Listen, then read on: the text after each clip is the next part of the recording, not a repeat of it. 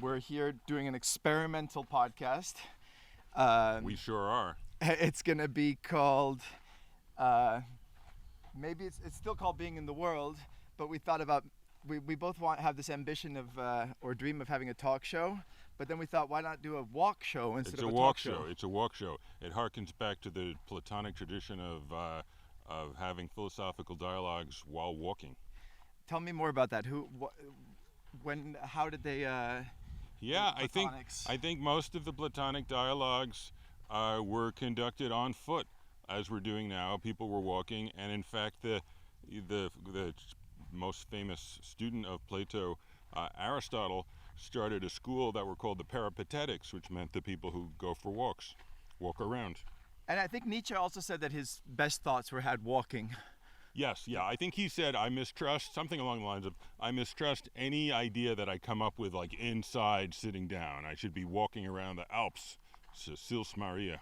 That's right. And you said yesterday when we were musing about this, I wondered if we'd be distracted by the talking or if we might have better thoughts while walking. And you said 100% we'll have better talks while walking. Unquestionably better while walking. Why? I don't know. Do you know? I mean, I guess the stimulation of other... I don't know. For me, the stimulation could either be seen as a distraction or a motivator. I can't decide. I think the human is a walking animal as well as a talking animal. Like, we're naturally beings that, like we're a bit different than, trees that just stay in one place. We're always walking. We're always on the move. And so I wanted to talk today about what makes a good story and what makes a good storyteller. Uh-huh. I think they're two related but distinct questions. Okay. I grew up in Italy. My father was famous for being a great storyteller. That's one thing I would always hear. Can you share one of his stories? Wow, he had so many. Did he ever tell you a story like when you were at some crossroads in your life? You're like, Papa, I don't know what to do. Yes. And then he said, Tal, let me tell you a story. So this is a funny one that... So one thing I want to get back to afterwards is that Italians and a lot of storytellers and Italians in particular, think that you should never let the truth get in the way of a good story. Have you heard that expression? I have heard that expression. It's a good point.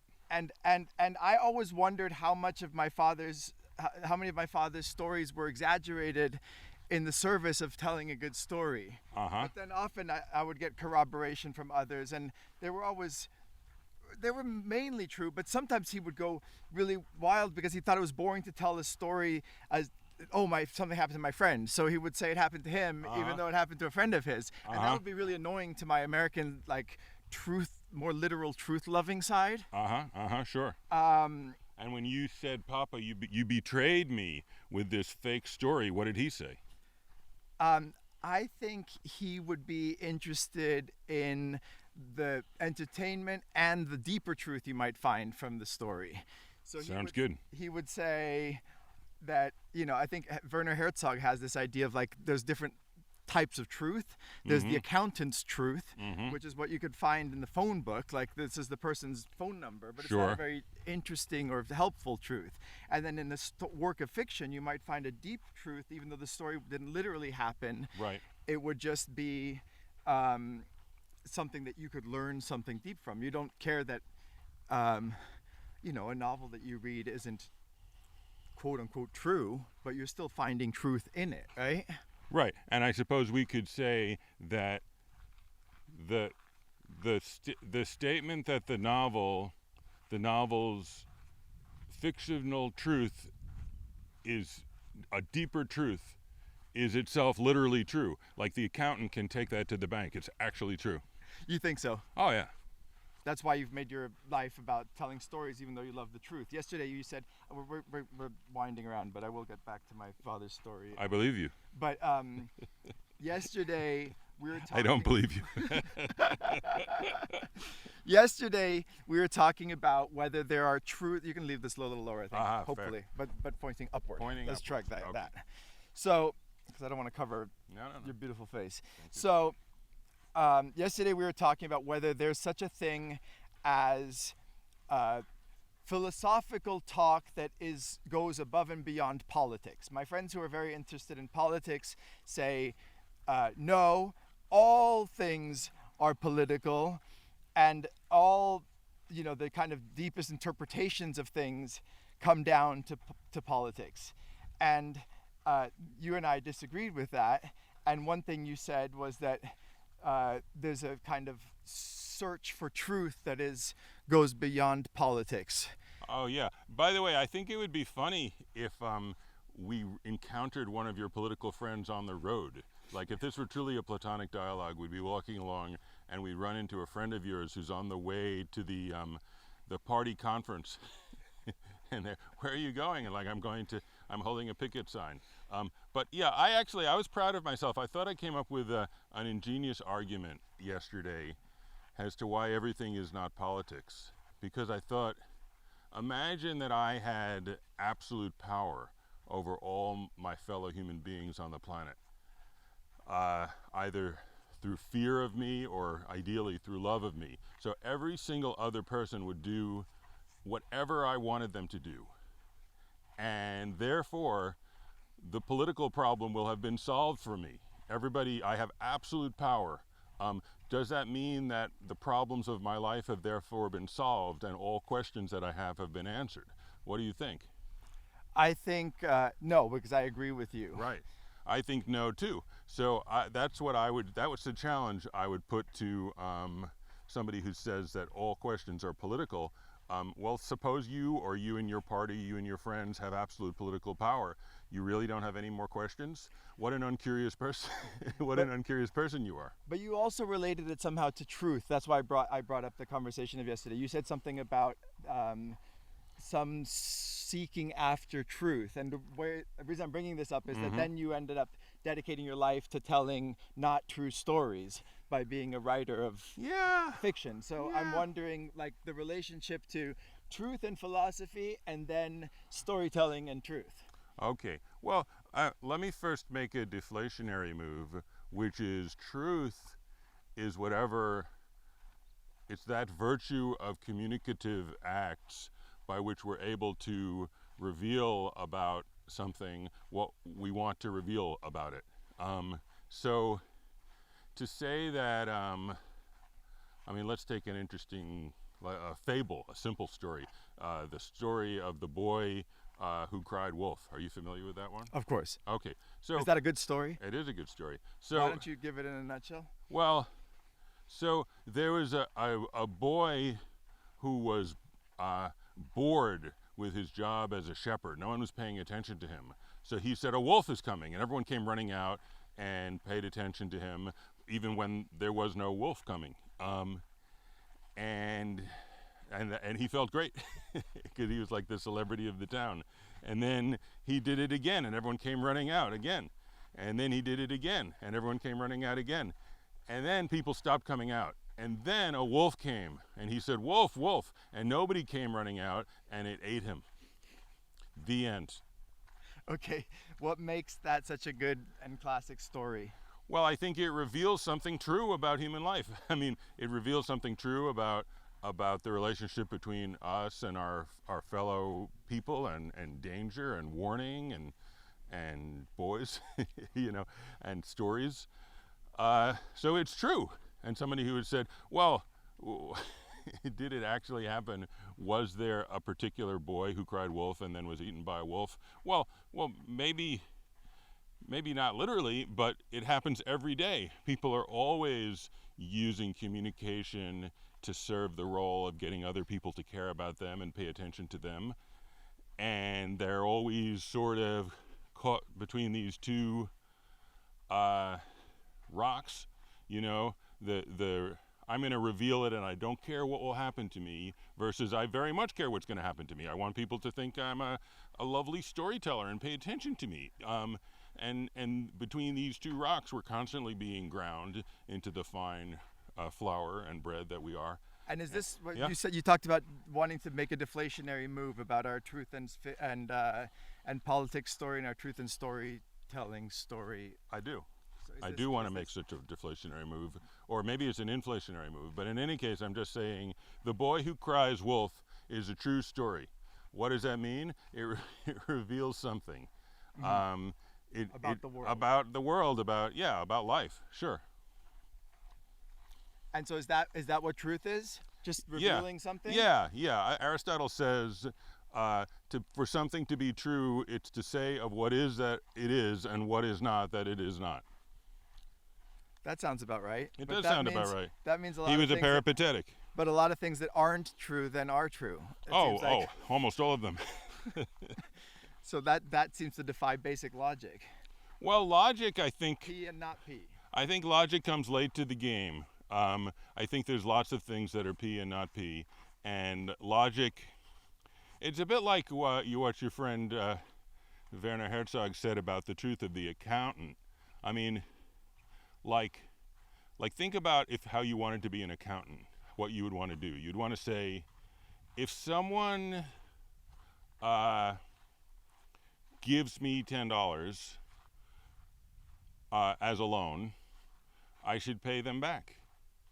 And you'd say that's sort of going to be the hygiene of how we're going to use the marks in our accountant's ledger. Kaplan gave me $10, that means I need to pay Kaplan back. But of course we know that that's not true. I mean, Kaplan could be out of his mind wanting a gun, $10 to buy a gun to blow his brains out, and then you don't give him the $10 back.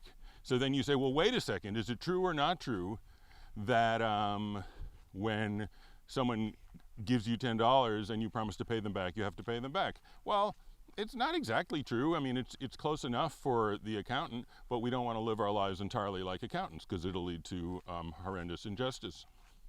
How's that, Tao? That sounds good. So Okay. now I want to know, in broad strokes, since you're a professional storyteller, now that we've kind of like unpacked this idea of truth, what other considerations do you have besides truth and interwoven with truth when you're trying to figure out what makes a good story? Oh, well, I think a good story has to well, people said the storyteller is like the bee, not in sense of being a small insect, but in another sense, which is a bee creates wax and honey, and wax is the material for candles.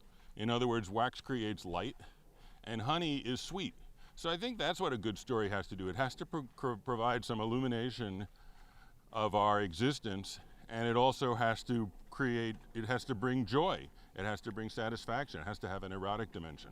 Now, how does it do that? There must be some structural elements or some sort of like question of, since we're talking about the Platonists, there must be something to do with the form of a story, right? Yeah, okay. So Aristotle has a good take on this. A story is about someone who wants something. That is to say, its roots are erotic. Wait. Most people think of erotic to do with sex. What is? Okay. Can you? Erotic means we want something which we don't have. Diotima, the female guru of Socrates, explains to Socrates that Eros is a child of fullness and poverty. So whenever you're in a situation where you want something that you don't have, you're in the realm of the erotic. So erotic is simply a desire for the other, for something outside of myself. So a story... So it doesn't have anything to do with like being like corporeal or somehow related to embodiment? Oh, I think it has a lot to do with being embodied. I mean, the only beings that I'm aware of that are erotic have bodies. I mean, I don't know if angels exist, and if they do, if they want anything, but let's we're walking on the earth. Let's stick to the earth for the time being. When we're doing a podcast in outer space, we can talk about outer space, but okay. Right now our feet are on the earth, and human beings have bodies, and we have eroticism, but I was just reading in your house a book called The Double Flame by Octavio Paz, which I love. And he says that eroticism bears the same relationship to sex as poetry does to language. That it takes it, but it turns it into something pretty different, and yet the same. It's one of the European not P things that you brought up earlier. So where were we? Yeah, so a story is about somebody who wants something, and they have difficulty getting it. There's obstacles in their path. Otherwise, it would be a very short story. In fact, I mean, it would be a vanishingly short story. It wouldn't exist. So a protagonist, it wouldn't be a story, right? So a story is about somebody who wants something, and Aristotle says there are two critical things that happen in a good story. One is what he calls a reversal of fortune, which is that things go from good to bad and from bad to good. You know, so the classic example is whatever. I say to my dad, "I'm bored, Dad. I want something to do." So that's my eros. I want something. I'm bored. I want something with my life. And he's like, "Okay, go kill that werewolf." Yikes, that's hard. So it's gone from a sort of a bad situation. I'm bored, to a good situation. I screw up my courage to ask Dad, to then a bad situation. I have to fight a werewolf. So that's what Aristotle calls a peripeteia, or a reversal of fortune. But that's a nice insect. Then there's another thing, which very interestingly he calls anagnorisis. And that's an interesting word, because gno, it's related to the word gnosis, but it's also related to the word knowledge. So I didn't good know that. You didn't know it, but now you do. So agnorisis is related to the word ignorance. Anagnorisis is the removal of ignorance, which is interesting. Why does he just say the gaining of knowledge rather than the removal of ignorance? Why do you think? I don't know. Good question. I don't know either. Maybe our ignorance will be removed at some point in this walk. But in any case, let's hope. If we were in the ancient Greek context, we would say, let's pour out a libation to the goddesses of knowledge, or some such nonsense. Or is there a god of lack of ignorance? The god of lack of ignorance, or the lack of god of ignorance, something like that. So in any case, yeah. So a really good story involves. Let's take out the double negative, because I'm walking, I'm holding the mic. It's hard for me to keep all these balls in the air. Yeah. It's a gain. It's a gain. It's a gain of knowledge. It's a gain of knowledge. And so that the self seems different and becomes different, and the world seems different and becomes different.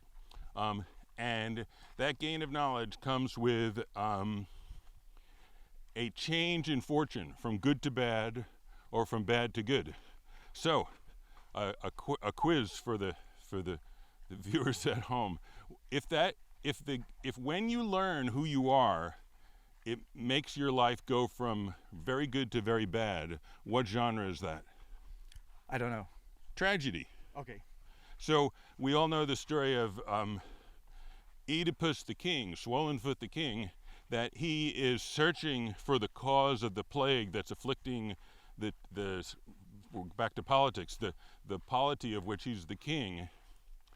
And he learns that something horrible has happened.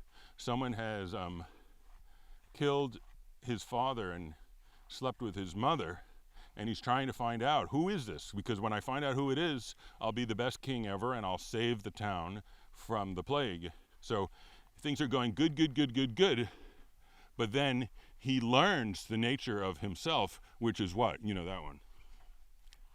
Learning the nature of himself? What does Oedipus learn? Who is the man who has slept with his mother and killed his father? Him, right. So then that's the end of the tragedy. He's gone from wonderful to horrible in the moment that he's learned, he's had his ignorance removed. He's gained knowledge. Okay, now what if, it can go the other way, right? You could be in a horrible state and then suddenly learn something which which you learn something about yourself and the world you're in that makes you turn from horrible to great. And what's that genre called? If the first one is tragedy, Comedy. it's comedy, right? Tragedy tomorrow, comedy tonight, as the song says. So yeah, so that's what makes stories. Is a person who wants something and has difficulty getting it, and along the way they encounter reversals of fortune and removals of ignorance. And sorry you asked? No, not at all. Glad How does the little boy who cried wolf fit into this structure? Oh, so he wanted people to pay attention to him. Uh-huh. He achieved his goal in a way that, what did it do? It's a pretty simple story. It's a fable. So he achieved his goal, but it was a way that looked to be good for a while, but turned out to be bad. So that's the reversal. That's the reversal. And he also learned something about communication, which is if all you ever do is seek to provide honey and no light, eventually they're going to eat you up. Uh-huh. But if all you do is provide light but no honey, people are going to not come by. They're not going to come by your storyteller's booth at the carnival. By the way, we're walking in the desert, and it's 7:20 a.m., and we're walking early because it's going to be very hot today. So now we're going to turn around. Okay.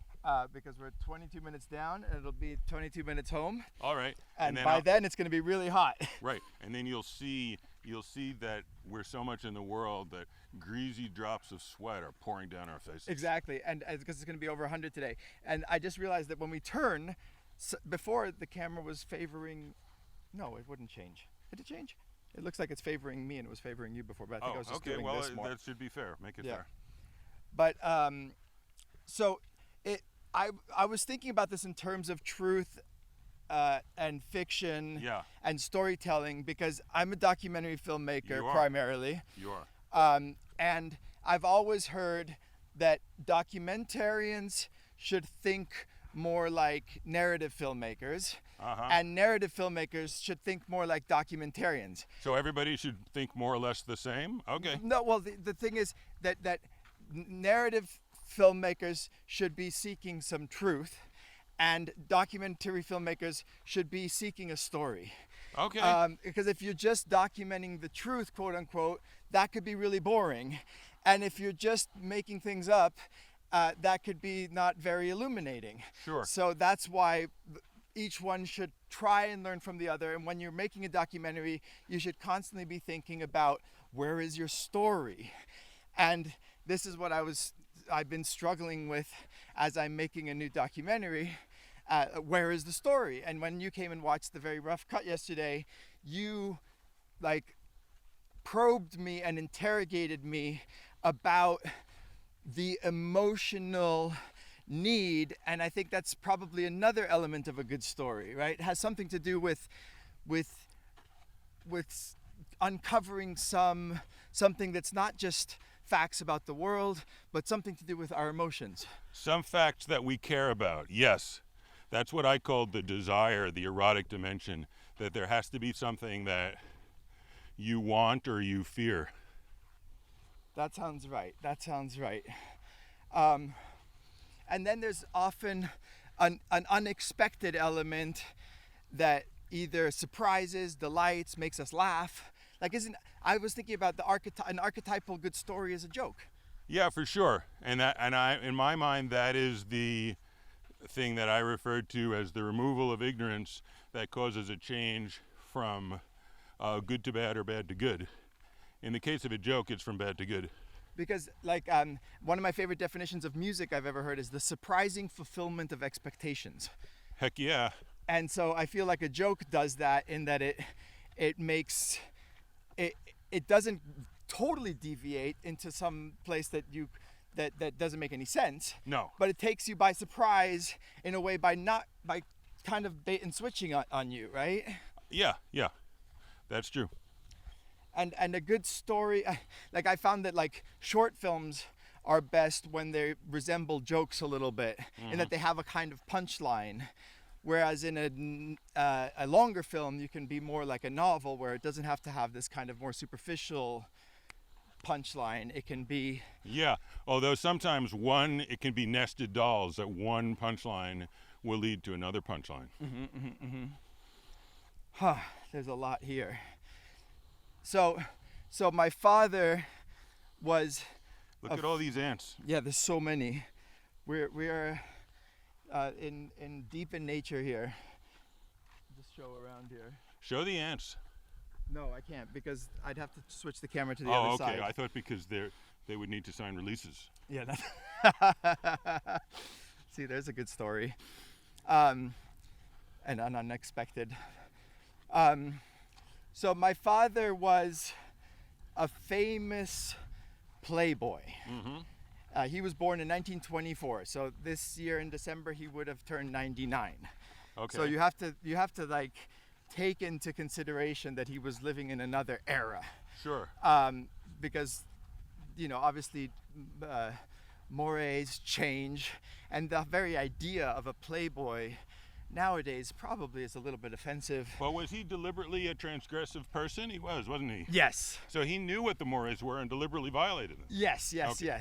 And then they say that Fellini was inspired in part by him to make La Dolce Vita, because he was living La Dolce Vita before it was a named thing, that was then in some way cheapened and by being named into existence. And the same thing happened with the notion of the Playboy. When Hugh Hefner made that magazine that anybody could just buy off a magazine stand and pretend that they were a Playboy, it kind of made the idea of the Playboy banal and less interesting. Before that, there was a rarefied thing that existed maybe only. Gunther Sachs, the writer, said there were only 12 Playboys really in the history of the world, and he named my father as one of them. Interesting. I'm not entirely convinced by the elitist presupposition of your argument. Well, I should mention my father was a prince also, so there's a kind of elitism baked in. Right, because I think if being a Playboy is cool, it shouldn't be less cool because it's widely available. That's a really good question.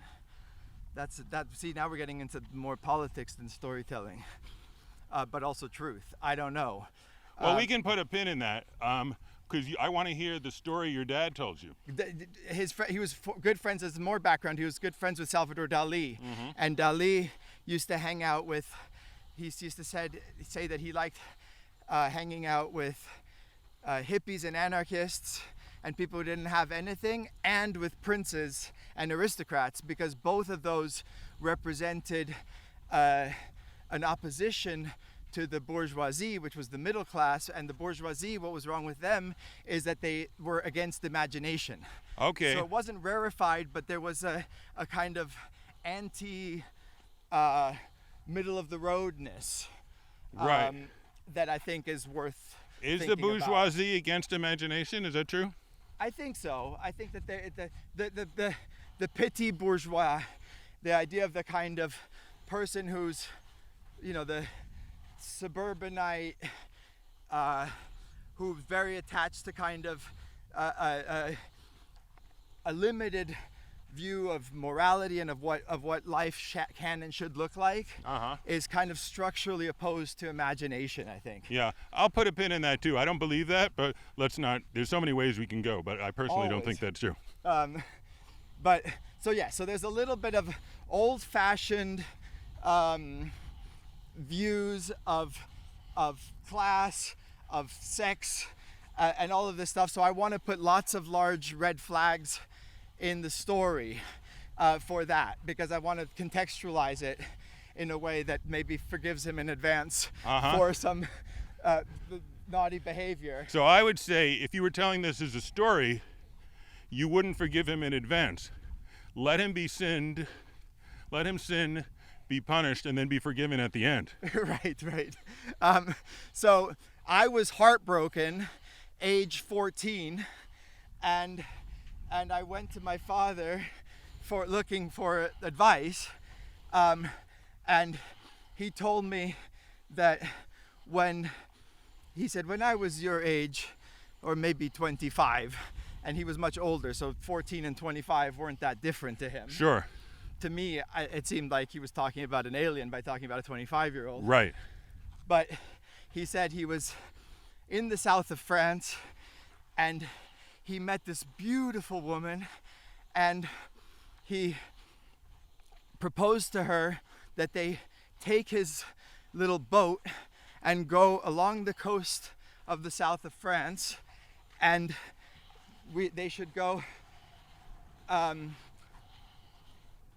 down the coast of Italy, stop in Rome, and then go to the island of Capri, which is where he lived most of his heyday of the Dolce Vita days. Uh-huh. And he said, but before we should throw a party to say goodbye to all of our friends. And so the next night they had a party in Saint-Tropez, and he said this beautiful woman walked in, and he was, suddenly they met, their eyes met. Then he said there was love at first sight, and he thought, oh my God, I'm leaving with this other woman in the boat. Mm-hmm. What should I do? Because I have this incredible connection with this other woman. So he said to her, listen, I have a Ferrari and a chauffeur, and I think you should follow the route of the boat. And wait, who's supposed to follow the route of the boat?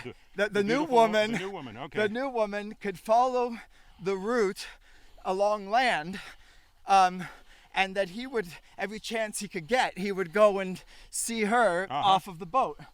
So he would in the morning say, I'm going to go buy supplies, go find the other woman, have an hour with her, yes, and then go back to the boat.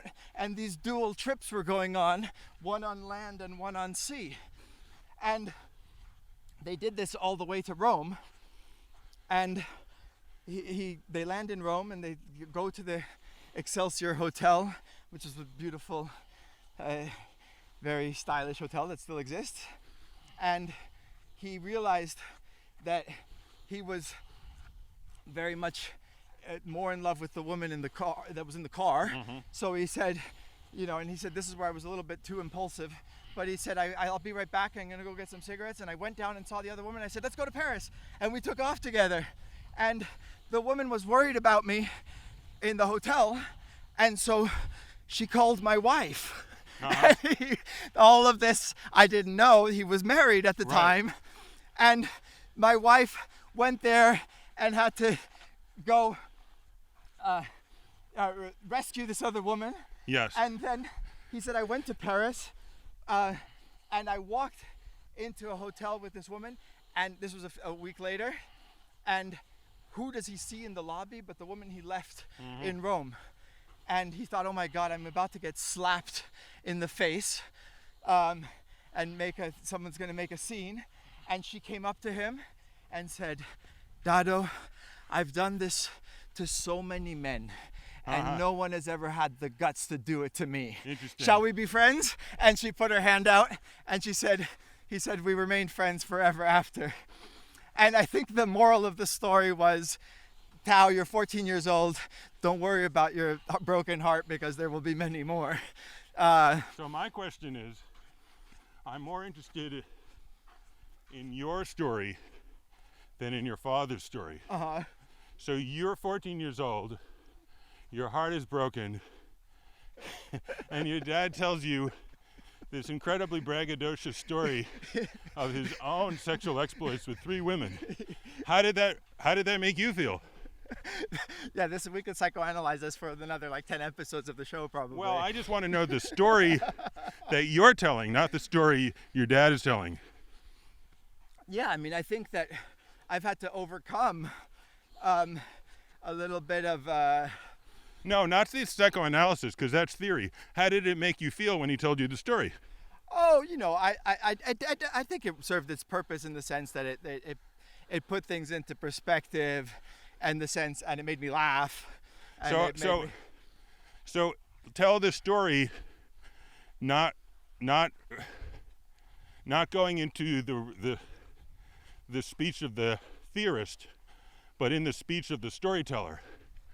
You start out with a need. What's your need? My need is to have my heart mended. Okay. Or a salve put on my on my wounded ego, maybe.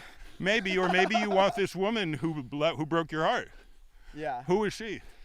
You know, I don't even remember. I remember the story, and I don't remember Okay. who that was the reason. Well, if you were to tell the story, you probably need to remember.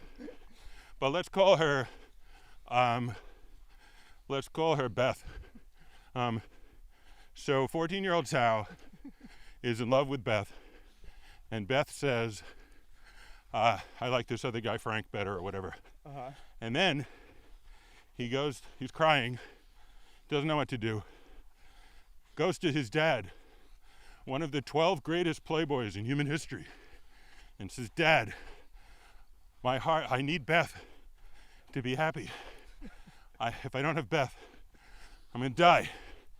And then Dad tells this tale of a Ferrari and several parties and a boat.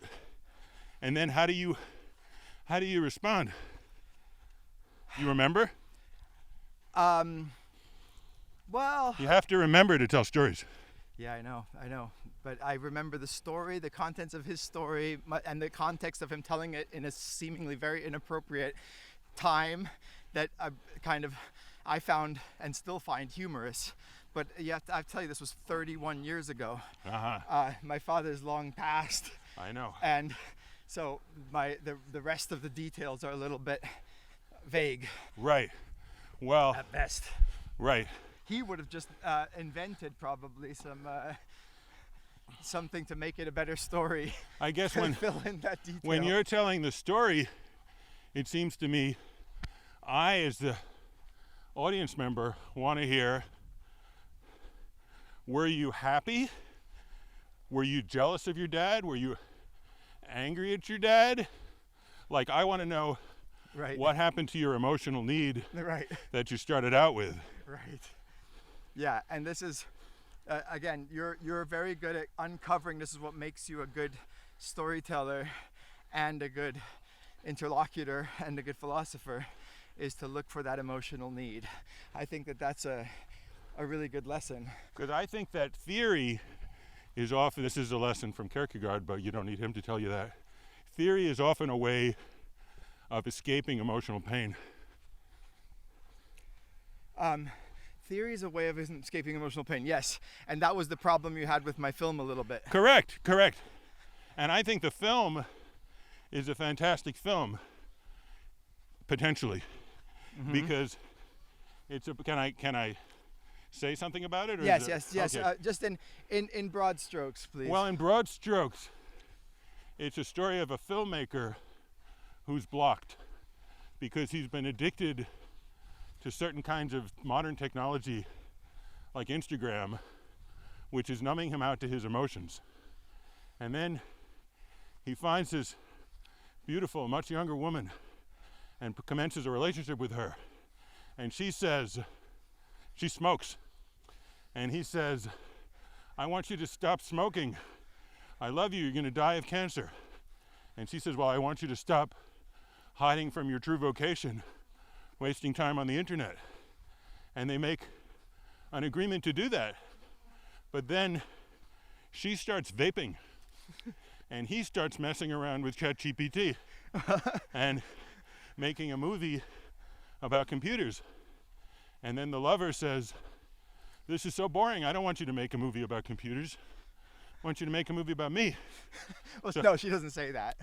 I'm telling the story, Tal. Okay. She says, I want you to make a movie about me. I'm more interesting than any fucking computer. And he's like, okay, I will. And then she receives a diagnosis. She becomes horribly ill with numerous physical diseases. And she's diagnosed as having a mental illness. And now the filmmaker has two problems. He has to figure out if his interest in ChatGPT is simply getting him deeper into the kind of numbness that his lover told him to evade, and also what's he going to do about being in love with a mentally ill woman. That's the story. I think it's a great story. What do you think? Yeah, I think that this is some projection on your part, but I appreciate it. I think there's advice baked into your retelling of the story. Then you retell it better. It's your story. Yeah. I'm gonna have to hold on. Let's go. Did you leave your AC on? I hope so. I didn't. Oh man, I wish you had. Let's go this way. We really did it. As promised. On the way up, I became less talkative and more soaked in greasy sweat. Let's see. We're gonna go inside the library, which is where. Oh my God, and it's warm in here. Here, let me take this. Woo! Okay, it's very hot out. We're in the desert. That was what you did, is you provided an accidental, or maybe not accidental, trailer for my film. One of the aspects of my relationship with my father is I'd be sitting in a room sweating in the summer in Brooklyn in August, and my father would come by and he'd say, "Why are you sitting in the heat? Why don't you turn on the air conditioner?" I don't know the point of that story. I just find it funny because to me, there's sort of like, if someone wants to sit in the heat, let them sit in the heat. Anyway, but you feel that I was projecting concerns on your story, which is a sin against all the holy canons of hermeneutics. So I don't want to project my concerns on your story. How would you retell it? No, I want to know what did you say about hermeneutics? What does that mean? Oh, hermeneutics is the philosophical study of interpretation. And one of the interesting things about hermeneutics is, so somebody tells a story, and you want to figure out what that story means. The way you do it is by connecting that story with your story and having a fusion of horizons, what is called in German an Aus ein andere Setzung, an out of one and the other placing, which I think is pretty cool. So I would say I'm not projecting my concerns on your story, is I'm trying to receive your story in an authentic way. Right. And then if you say I have done a poor job of it, then you bat it back. I'm going to mop my brow. Yeah, and maybe we should get some water. I think we should wrap it up there. Okay. I think that was a really good talk, and I think the walking and talking is a cool idea. I agree. And I think we should. Obviously, this is going to be seen as the primitive beginnings of something. Right. We'll work out the kinks. But let's see. Tell us what you think of this format, and in the comments. And ideally, in the comments, either type something or take out your phone and go for a walk and tell us on your walk what you thought of our walk. Good. Welcome to our walk show. Yeah. Thanks a lot. Bye.